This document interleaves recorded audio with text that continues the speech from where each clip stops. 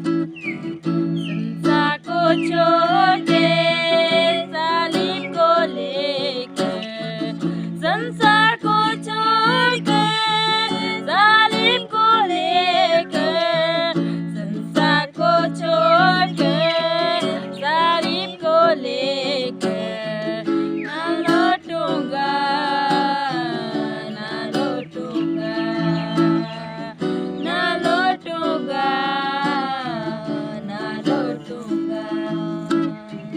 अगर कोई मेरे साथ ना आए, अगर कोई मेरे साथ ना आए, अगर कोई मेरे साथ ना आए, ना लौटूंगा ना लौटूंगा ना लौटूंगा ना लौटूंगा।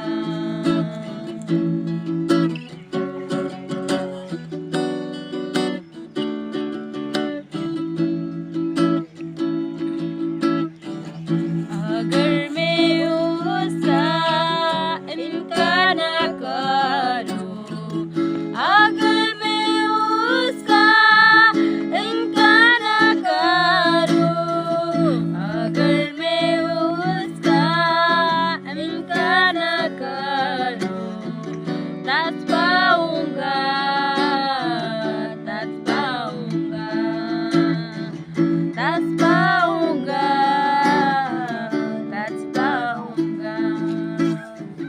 यीशु के पीछे मैं चलने लगा, यीशु के पीछे मैं चलने लगा, यीशु के पीछे मैं चलने लगा, ना लौटूंगा ना लौटूंगा ना लौटूंगा ना लौटूंगा।